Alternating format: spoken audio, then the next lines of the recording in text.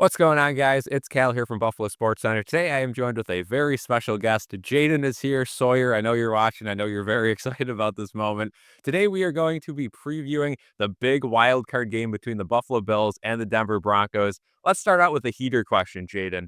We'll cut to the chase. Who do you think wins this game? I mean, you know what I'm gonna say, Bills by a billion. The Broncos, they're a good team, but we're feeling good. Yeah, I would agree with that. I think the Bills have this. The only way the Bills lose this game is if they beat themselves. And unfortunately, we've seen Sean McDermott do that time in and time out in the playoffs. Are you a little bit worried about Sean McDermott throughout the playoffs this year?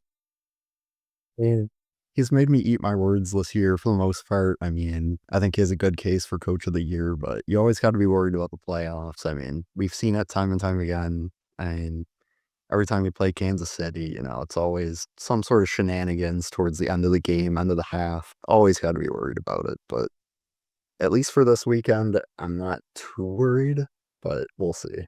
Yeah, I would agree with you there. I think I'm a little bit more worried about if we have to play the Ravens, if we have to play the Chiefs, in the playoffs. That could really be when our coaching staff lets us down. But right now, I think it's all up to the players this week. Again, the Broncos are a very solid team. I just don't think they have the horsepower to really overhaul the Buffalo Bills roster.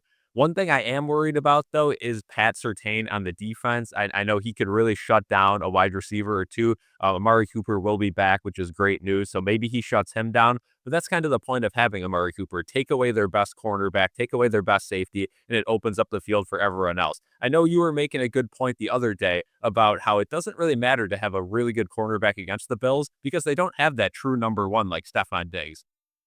Yeah, I mean, exactly like you said. I mean, whole point of getting Murray Cooper is that he essentially takes away half the field for you. So, I mean, you put Sertan on him or move him around to Shakir, whatever they end up doing. I mean, that's just gonna leave more space for, Matt Collins, Shakir if he's not on him. I mean, Kincaid over the middle. I mean, you got options. Yeah, and going up against a good secondary was once a really bad thing for the Bills. Now it really doesn't matter because look at the running game the Bills have been able to put out this year, right? James Cook's having a monster year. I mean, again, they tried to get him to beat OJ's record, which he tied, unfortunately. Couldn't overtake that in the regular season, but monster year for him. Ray Davis has been really good. Again, a very solid backup. And I will continue to say Ty Johnson is the best third down back in the league. He just continues to show that great pass blocking. And again, you never know when Ty Johnson is going to break out on the receiving end of things, too. So once in a while, we'll see that. Let's switch over to the Broncos offense. I don't know if you want to give a deep dive of the Broncos offense. We all know, they have Sutton, they have Mims, they have Bo Nix as the rookie. But is there anyone else that really catches your eye on that offense? Yeah, I mean, I think you mentioned, Sutton and Mims, definitely gotta look out for them. Bill's secondary, it's been solid, but, they've given up some big plays from time to time. Broncos run game, it's not great, but it can be good. I mean, they try to run the ball. I just saw, the Broncos offensive line actually graded out as the best pass blocking unit, so I think that could be, something to watch. I mean, the Bills pass rush, it comes and goes. You're hoping Von Miller gives you something, maybe get your big Russo splash play. I mean, I think that's really what it comes down to. Yeah, 100%. You're spot on with that, right? It comes and goes with that defensive line. Sometimes, we always have that one game where Epinesa turns it up, that one game when Rousseau turns it up, but never all together. And that D line has really struggled to get that pass rush this season. So hopefully, they've been saving themselves down the stretch. I know that's a theory. Maybe they don't want to get injured. And now in the playoffs, they're really going to hammer down and try to attack the quarterback a little bit more than they have.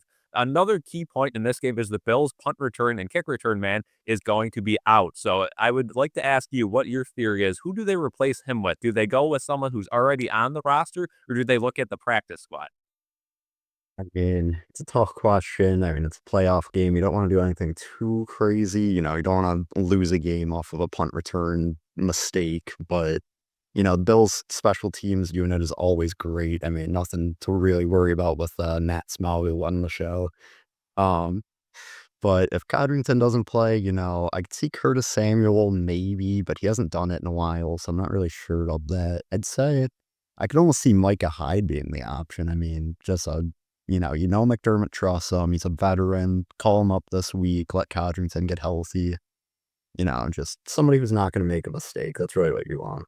Yeah, that's a great idea too, because again, this is like a 1 week kind of stopgate thing where, you know Codrington, he might be back in a couple of weeks, but you have to win this game. Let's not lose the game on a dumb special teams play, right? You put a guy like Micah Hyde, like you say, back there, a veteran player, and the fans would go absolutely crazy if he gets announced before the game running out there.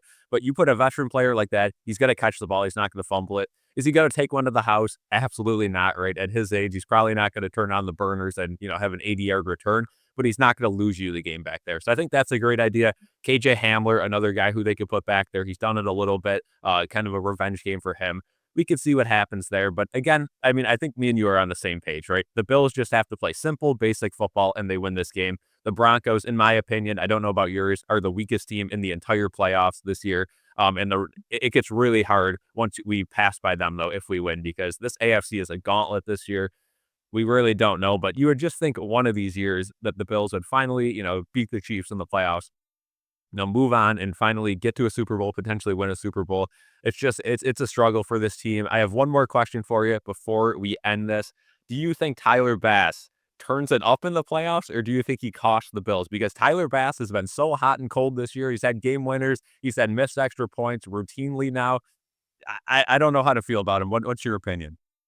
And I feel like he was trending upwards, but then, I mean, against New England last week, he just missed that extra point, and I mean, that game didn't matter. I mean, you almost didn't wanna win that game, dare I say, but I mean, it worries you a little bit. I mean, I think they'll keep running them out there, they'll give him every opportunity, but I'm a little worried about him. Yeah, I think between him and Sean McDermott, that's what I'm most worried about. I think we both agree Josh Allen is, going to be the reason if we do win a Super Bowl, he's the number one guy, right? He's going to, kind of make up for all those mistakes on the coaching staff, on the special teams. As you mentioned, the Bills special teams have cost them time and time again throughout the last couple of years. But we'll see what happens this week against the Broncos. Again, Bills are favored right now by 8.5 points. That's the second biggest spread, I believe, of Wild Card Weekend. We'll see what happens. Thank you guys for watching. Thank you, Jaden, for joining us. Again, Jaden will be more and more on this channel. So I know you guys have been asking for it. Here he is. And have a good one, guys. Peace out.